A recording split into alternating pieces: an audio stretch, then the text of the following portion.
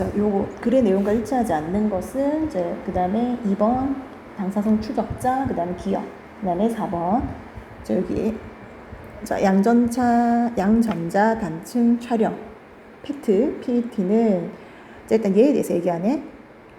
얘는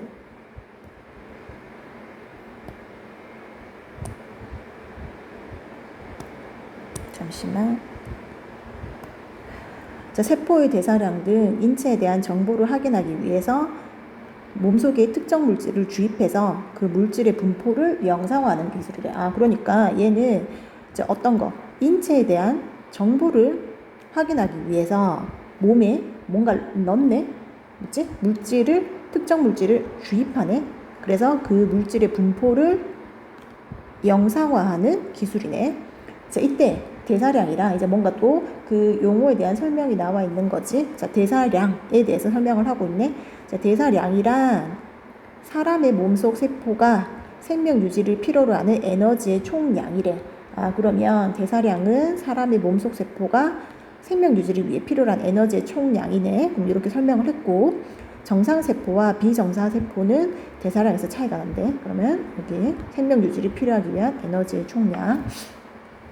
자, PET는 특정 물질과 비정상 세포의 반응을 이용해서 이들의 분포를 확인할 수 있다. 자, PET를 통해서 이를 확인하기 위해서는 우선 몸속에 방사성 추적자를 주입해야 된대. 자, 일반적으로 PET에 사용되는 방사성 추적자 맞네? 그럼 아까 그 문제에 해당되는 거지. 이번에 방사성 추적자는 방사성 동위원소를 결합한 포도당 성분의 특정 물질로 얘는 이제 방사성 추적자는 어떤 거? 얘는 방사성 원소를 결합한 포도당 성분의 특정 물질이라네. 물질로 이는 특정한 원소 또는 물질의 이동 양상을 알아내기 위해 쓰인다. 몸에 이걸 이제 넣는 거지. 그래서 그게 어떻게 이동하는지 이동 양상을 알아내는 거야. 그래서 얘는 방사성 원소를 결합한 포도당의 성분의 특정 물질이네. 자, 이렇게 몸에 주입된 방사성 추적자는 에너지원으로 쓰이는 포도당과 유사하기 때문에 대사량이 높아서 많은 에너지원을 필요로 하는 비정상 세포에 다량 흡수된다네. 자, 그런데 어떤 거? 이제 많은 에너지를 필요로 하는. 자, 그런데 세포 안으로 흡수된 방사성 추적자는 일반 포도당과 달리 세포의 에너지원으로 사용되지 않고 어떻게? 이제 얘네들은 일반 포도당은 에너지원으로 사용이 되나 봐. 근데 얘는 사용되지 않고 일정 시간 동안 세포 안에 머무른다 했네. 에너지원으로는 사용이 안 된다 돼 있어. 자, 세포 내에 축적된 방사성 추적자의 방사성 동위 원소는 붕괴되면서 이제 뭘 방출한다? 양전자를 방출하네. 자, 방출된 양전자는 몸속의 전자와 결합해서 소멸하나 봐. 이제 얘가 붕괴되면서 양전자가 나오는데 얘는 몸속의 전자와 결합해서 사라지네. 자, 이때 두 입자의 질량이 뭘로 바뀐다? 에너지로 바뀌는 거야. 두 입자의 질량이 에너지로 바뀐다. 이렇게 소멸하면서. 자, 이 에너지는 180도 각도를 이루는 한 쌍의 감마선으로 방출된대. 한 쌍의 감마선으로 방출되어서 몸 밖으로 나오는구나. 그 다음에 그러면 이제 방사성 추적자에 대한 설명이 적절하지 않은 거 2번 같은 경우에 비정상 세포 내에 다량으로 1번 비정상 세포 내에 다량으로 흡수되어 축적된다. 자, 비정상 어디에 있어 그거? 여기 있네. 비정상 세포에 다량으로 흡수된다 했지. 그럼 요게 이게 이제 2번 너희가 책이 2번 맞지? 2번에 1번 네, 해당되겠지. 비정상 세포에 다량 흡수되고 그 다음에 세포의 대사량을 평소보다 높이기 위해 사용된다. 자, 세포의 대사량을 높이기 위해 사용된다 돼 있는데 자, 아까 얘 봐봐. 흡수된 얘는 에너지원으로 사용되지 않고 세포 안에 머무른다 했어. 그러다가 그게 축적되면서 양전자를 방출한다 했거든. 그러니까 자, 세포의 대사량을 평소보다 높이는 에너지원으로 사용이 안 된다는 거지. 여기 보면 에너지원으로 쓰이는 포도당과 유사하기 때문에 여기 쭉 보면 여기 에너지원으로 사용이 안 된다 돼 있지. 그래서 이쪽으로 이게 2번 정도 되겠지? 2번에 이쪽에 사용되지 않는 데 있지. 그래서 2번은 틀렸지. 세포의 에너지 원으로 사용이 안 돼. 자, 그 다음에 일반 포도당과 유사하지만 에너지원으로 사용되지 않는다. 이 부분이네. 여기도 같이 연결되겠다. 그지? 여기에 2번에 3번. 자, 그 다음에 특정 물질의 이동 양상을 밝히기 위해 사용되는 화합물이다. 맞지? 왜냐면 아까 여기 특정 물질로 이동 양상을 알아내기 위해 쓰인다 했지. 이쪽이니까 이게 2번에 4번이 되는 거지. 그 다음에 양전자를 방출해서 붕괴되는 방사성 원소. 맞지? 이 부분 어디 있었어? 양전자를 방출하고 붕괴되는, 그러니까 방사성 동위 원소는 붕괴되면서 양전자를 방출한다 했잖아. 요거 밑줄만 바꿨지? 양전자를 방출하면서 붕괴되는 방사성 동위 원소. 이렇게 되는 거지. 그래서 이 부분이 2에 5번. 그렇게 해서 여기까지만 풀고 바로 2번을 풀 수 있는 거야. 그 다음에 계속 읽을게. 자, 그렇게 해서 이제 감마선으로 방출돼서 몸 밖으로 나온댔어. 자, 몸 밖으로 나온 감마선은 PET 스캐너를 이제 몸 밖으로 일단 감마선이 방출됐는데 이게 스캐너를 통해서 검출이 된대. 그래서 얘는 이제 PET 스캐너를 통해서 검출이 되네. 자, PET 스캐너는 수많은 검출기가 검사 대상을 원형으로 둘러싸고 있는 구조를 설명하고 있네. 검출기가 검사 대상을 원형으로 이렇게 둘러싸고 있는 저 4번의 그림에 해당되겠지. 자, 180도로 방출된 한 쌍의 감마선은 각각의 진행 방안에 있는 검출기에 도달하게 된대.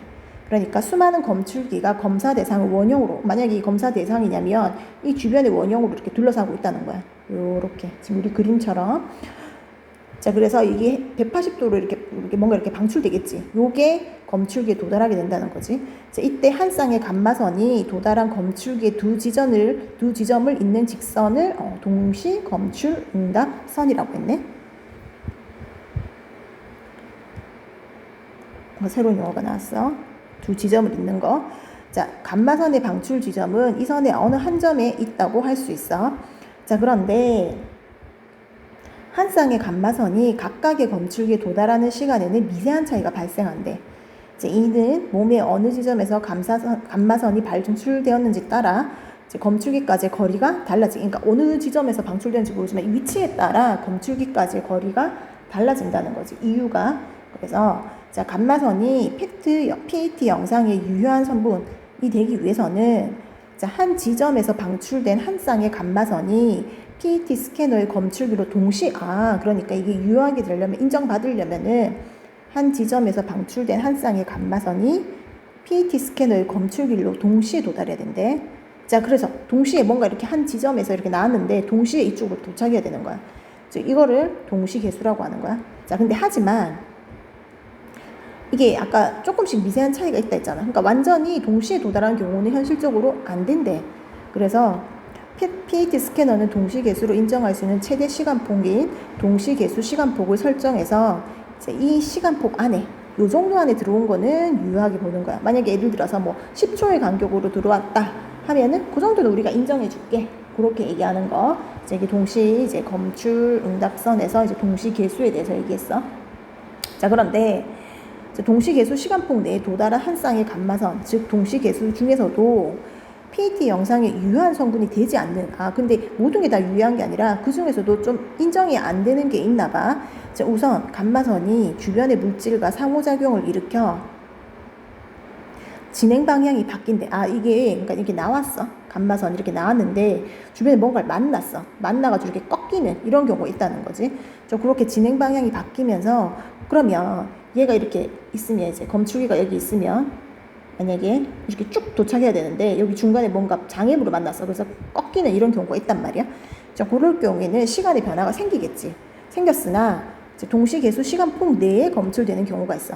그러니까 뭔가 이렇게 꺾였어. 내가 바로 일자로 가야 되는데 뭔가 장애물이 있어가지고 이렇게 꺾였는데, 아까 동시계수 시간폭, 그러니까 예를 들어서 10초라 하면 10초 정도는 우리가 인정해줄게 했을 때 그 안에만 도착하는 경우가 있어. 그런 경우는 이제 산란계수라고 하는 거야. 그러니까 이게 검출기에 도달하는 시간의 변화가 생겼지만 이 안에 검출되는 경우는 산란계수라고 하는 거지. 자, 다음으로 한 지점에서 방출된 두 개의 감마서 중 한 개의 감마서만이 검출기에 도달할 때, 자, 그 다음 다른 지점에서 방출된 한 개의 감마선과 동시계수 시각폭 내에 도달하는 경우가 있는데, 자, 이게 다시 다음으로 한 지점에서 방출된 두 개의 감마선 중 한 개의 감마선만이 검출기에 도달할 때 다른 지점에서 방출된 한 개의 감마선과 동시계수 시간폭 내에 도달하는 경우가 있대. 자, 이를 랜덤 계수라는 거야. 자, 한 개의 감마선, 이거는 이제 상황이 이제 한 개의 감마선만이 검출기로 도달할 때, 자, 다른 지점에서 방출된 한 개의 감마선과 동시 개수 시간 폭 내에 도달하는 경우가 있대. 이 두 경우는 모두 실제 감마선이 방출된 지점이 동시 검출 응답성에 존재하지 않기 때문에, 자, 그러니까 방출된 지점이 동시 검출 응답성에 존재하지 않는데, 이 두 경우는, 자, 그래서 얘는 정확도를 떨어뜨리는 요인이 된대. 즉, 한 지점에서 방출된 한 쌍의 감마선이 아무런 방해를 받지 않고 동시 계수 시간 폭 내에 도달하는, 그러니까 아무런 방해를 받지 않고 요 안에 도달하는 얘만이, 참계수만이 유효한 영상 성분이 된대. 그럼 이 두 개는 유효하지 않네. 그래서 아무런 방해를 받지 않고 그 동시 계수 시간 내에 도달하는 얘만 유효한 영상 성분이 된대. 자, 따라서 PET 영상의 정확도를 높이기 위해서는 이제 얘네들은 없어야 되겠지. 산란 개수와 랜덤 개수의 점수를 최소화하기 위해서 얘를 적절하게 이제 조절을 해주는 게 중요하다라고 얘기를 했어. 자, 그럼 일단 1번. PET는 특정 물질과 비정상 세포의 반응을 이용한다. 자, 1번. 어디에 있더라, 그게? 자기 스스로 한번 찾아보고 멈춰서. 일단 멈춰서 좀 찾아봐. 찾아보고. 자, 여기 어디 있어? 여기 있지. PET는 특정 물질과 비정상 세포의 반응을 이용한다. 자, 이게 1번이 되는 거지. 그 다음에 2번. 자, PET에서 동시 검출 응답성은 직선의 형태로 표현된다. 자, 요거는 어디 있는지 찾아볼까? 동시 검출 응답선을 찾으면 되지.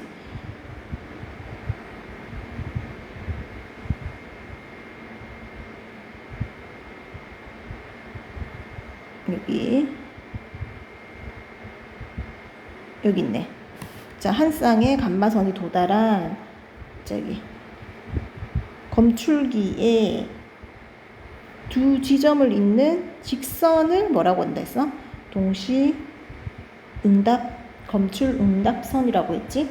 그리고 요게 직선의 형태로 표현되는 거 맞지? 그래서 요게 1번에 2번. 그 다음에 PET 스캐너는 감마선을 방출해서 PET 영상을 만든다 했는데, PET 스캐너는 감마선을 방출해서 PET 영상을 했는데, 이거는 여기 다시 내용을 보면은, 자, 1번에 3번이 어디에 있어? 여기 일단 볼게. 자, 몸 밖으로 나온 감마선은 자, PET 스캐너를 통해 검출되는 거야. PET 스캐너는 수많은 검출기가 검사 대상의 원형으로 둘러싸고 있는 구조야. 자, 그래서 이제 방출된 감마선은 검출기에 도달한다는 거야. 그럼 몸 밖으로 나온 감마선이 스캐너를 통해서 검출되는 거지. 그러니까 이게 PET 스캐너가 감마선을 방출하는 게 아니지. 그지? 일단 몸 밖으로 얘가 빠는 게 아니라 이게 얘를 통해서 이제 검출이 되는 상황이지. 얘가 방출하는 건 아니지, 감마선을. 그래서 답은 3번이 되는 거고, 그 다음에 4번. PET는 인체의 정보를 확인하기 위한 영상화 기술이다.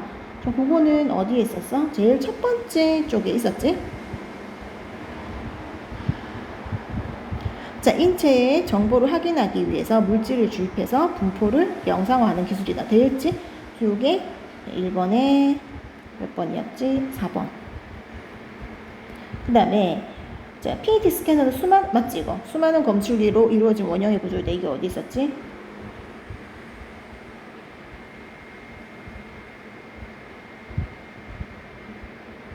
여기 있네. PET 스캐너는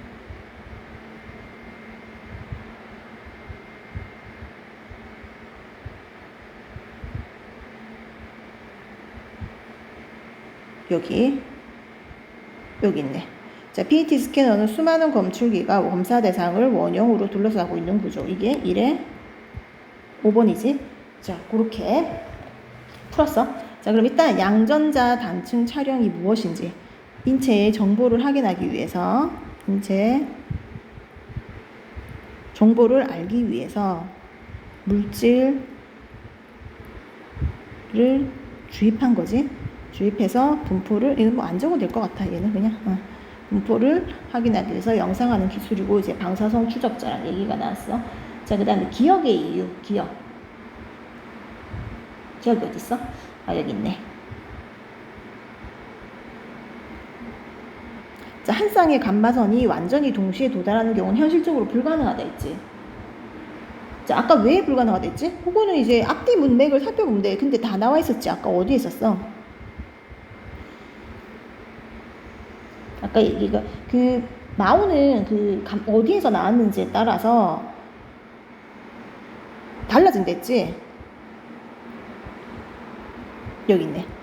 자, 모모의 어느 지점에서, 자, 아까 문제가 지금 기억의 이유지. 기억이 한 쌍의 감마선이 도달하는 게 왜 불가능한가 라고 물어봤는데, 여기 앞에 나와있지. 한 쌍의 감마선에는 미세한 차이가 있댔지. 자, 그래서 여기 몸이 어느 지점에 방출되는지 따라 거리가 달라지기 때문이지. 자, 그러니까 현실적으로 불가능한 거지. 이유가 되는 거지. 자, 그래서 답은 5번이고, 이제 그 다음 4번으로 넘어가 볼게. 4번.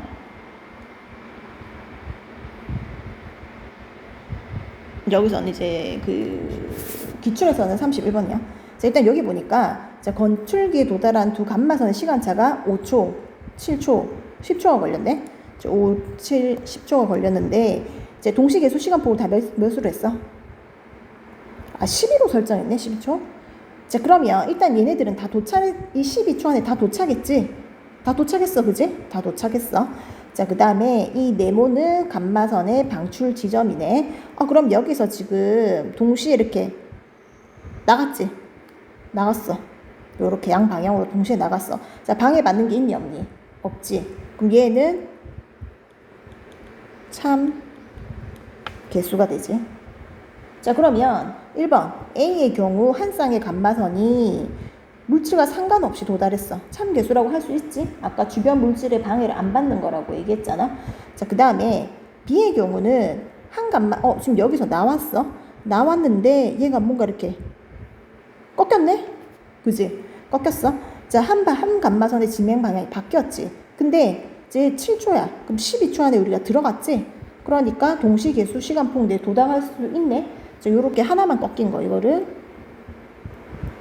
산란 계수라고 했어. 그 다음에 C는 보니까 지금 자, C는 이 방출된 이게 몇 개야? 2개네? 2개. 아까 본문에 봤을 때 다시 올려볼게. 자, 여기 방출된, 다음으로 한 지점에서 방출된 2개의 감마선이라 돼 있어. 이건 한 쌍인데 이건 2개지. 2개의 감마선 중에 1개의 감마선만이 건축기로 도달했어. 그럼 이게 이제 뭔가 이렇게 있는데 여기 이제 동시에 이렇게 나간 거지. 나갔는데 하나만 도착을 하고 안 도착했어. 그 다음에 다른 지점에도 또 방출될 거 아니야. 그게 이제 동시 개수 시간폭 내에 도달하는 경우가 있는 거야. 1개의 감마선과. 자, 그거를 이제 랜덤 개수라고 했는데, 그럼 여기 다시 보면 2군데서 나갔네? 나갔는데 얘 하나는 도착했지. 얘는 도착했지. 근데 얘는 도착 못 찼네? 그치? 그럼 하나만 도착한 거 맞지? 아까 거기에서 그 하나만 도착한 게 맞는데 이게 몇 초? 10초네. 그러면 동시 계수 시간 안에 들어온 경우 맞지? 아까 동시 계수 시간 폭 내에 도달하는 경우가 있댔지. 이걸 무슨 계수라고 했어? 랜덤 계수라고 했어. 자, 랜덤 개수. 자, 그럼 C의 경우 PAT 영상에 유효한 성분이 될 수 없는 랜덤, 맞지? 아까 이거 랜덤 개수는 유효한 성분이 안 된다고 했잖아. 그지? 그 다음에 A와 B의 경우 동시 개수 시간폭이 8이었다면 아니지. 산란 개수가 검출되지 않은 게 아니지. 왜냐면 8이어도 상관이 없어. 10이 안에 들어가기만 하면 되잖아. 이미 들어갔어. 들어갔으니까 검출되지 않은 거 아니지. 그 다음에 B와 C의 경우 실제 감마선의 방출 지점이 동시 검출 응답성 위에 존재하지 않겠군. 자, B와 C의 경우는 실제 감마선의 방출 지점이 여기 있지. 그게 어디에 있었어? 여기 보면은 본문에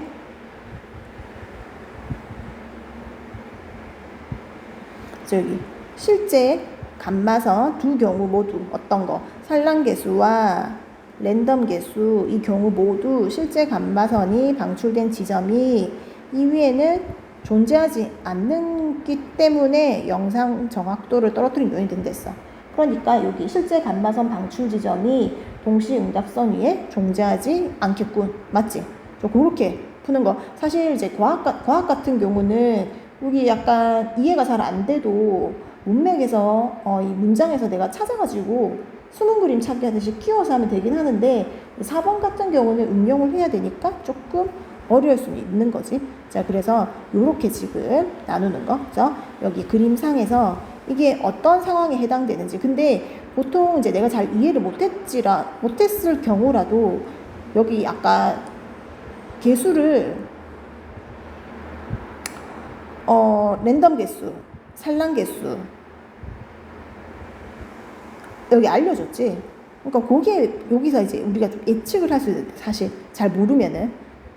근데 아직까지는 조금 힘들 수는 있어.